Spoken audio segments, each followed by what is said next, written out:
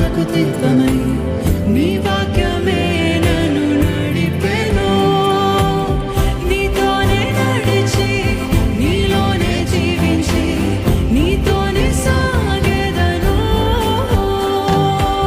నీతోనే నడిచి నీలోనే జీవించి నీతోనే సాగెదను. ఎన్ని కష్టాలైనా ఎన్ని నష్టాలైనా నీతోనే నా జీవితం. వ్యాధి బాధలైనా శోక సంద్రమైనా నీతోనే నా జీవితం. ఎన్ని కష్టాలైనా ఎన్ని నష్టాలైనా నీతోనే నా జీవితం. వ్యాధి బాధలైనా శోక సంద్రమైనా నీతోనే నా జీవితం.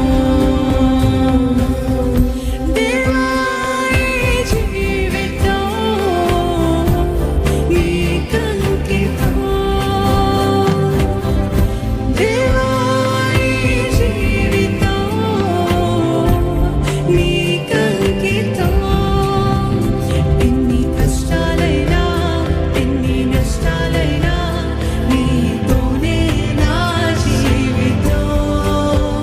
వ్యాధి బాధలైనా శోక సంద్రమైనా నీతోనే నా జీవితం.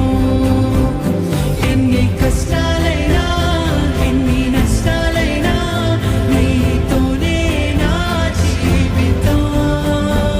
వ్యాధి బాధలైనా శోక సంద్రమైనా నీతోనే నా జీవితం. హల్లెలూయా. నిజంగా ఎన్ని కష్టాలైనా ఎన్ని నష్టాలైనా నీతోనే నయా నా ప్రయాణం, నీతోనే నా జీవితం. యోబులా చెప్పగలుగుతారా అండి? యోబు ఎన్ని శ్రమలు ఎన్ని సూటిపోటు మాటలు, ఎంత అనారోగ్యము, శరీరం కుళ్ళి కృషించిపోయినా నిలబడ్డాడు. ఈవెన్ ఇఫ్ యు స్లే మీ నీవు నన్ను చంపినను నేను నీ కొరకు కనిపెట్టుచున్నాను. మనం చెప్పగలుగుతామా అండి అలా? అంతా నేను నీతిగా బ్రతికాడు యోబు, నీతిగా బ్రతికాడు యోబు. అంతా ఎవ్రీథింగ్ వాజ్ పర్ఫెక్ట్. నా పిల్లలు తెలియక దేవుణ్ణి ఆయాసకరమైన పనులు చేశారేమో అని వాళ్ళ కొరకు వాళ్ళ నిమిత్తమై బలులు అర్పించి ప్రార్థన చేస్తూ ఎంత నీతిగా బ్రతికినప్పటికీ అవన్నీ వచ్చినప్పుడు, నేను నీ కొరకు ఇలా జీవించాను, నువ్వు నాకు ఇలా చేస్తావా, ఎందుకు చేసావు? Yes, he was angry, he was మొత్తం విల్లపించుకున్నాడు, సనిగాడు, గునిగాడు, కోపగించుకున్నాడు. చాలా ఓర్పు అనుకోవద్దండి యోబు. ఒకసారి యోబు చదవండి, 37 pages క్వశ్చన్ అండ్ ఆన్సర్స్. ఏంటంటే, నాకెందుకు ఇలా జరిగింది, నేను బాగానే బ్రతికాను కదా, నాకెందుకు జరిగిందో చెప్పయ్యా, నాకు చెప్పు, ఎవరైనా చెప్పండి అని అంటే, నువ్వు రహస్య పాపం చేసావేమో అంటాడు స్నేహితులు, నువ్వేమైనా సీక్రెట్ సిన్ ఉందేమో నీకు అని అంటారు.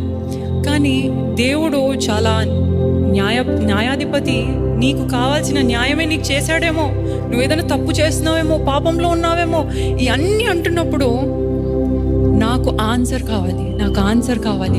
What is happening to me? ఎందుకు ఈ కష్టాలు, ఎందుకు ఈ నష్టాలు, ఎందుకు ఈ శ్రమలు, ఎందుకు ఈ అనారోగ్యాలు? కానీ దేవుడు ఎప్పుడైతే సమాధానం ఇవ్వడం ప్రారంభించాడో, he did not give answers, he told about himself. అర్థమవుతుందా అండి? he did not give answers, he was telling about his greatness. అప్పుడు యోబుకి అనిపించింది, knowing God is better than knowing answers. అవునా కాదు? మన జీవితంలో ఎందుకు జరుగుతుంది, ఎందుకు ఇదంతా సంభవిస్తుంది, రేపేమవ్వబోతుంది, ఇవన్నీ we need a blueprint from God.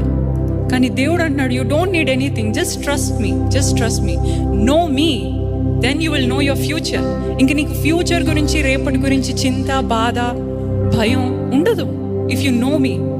So యోబు అంత గ్రంథం చదివాక, I have written in my Bible, knowing God is better than knowing answers. అవునా కాదండి?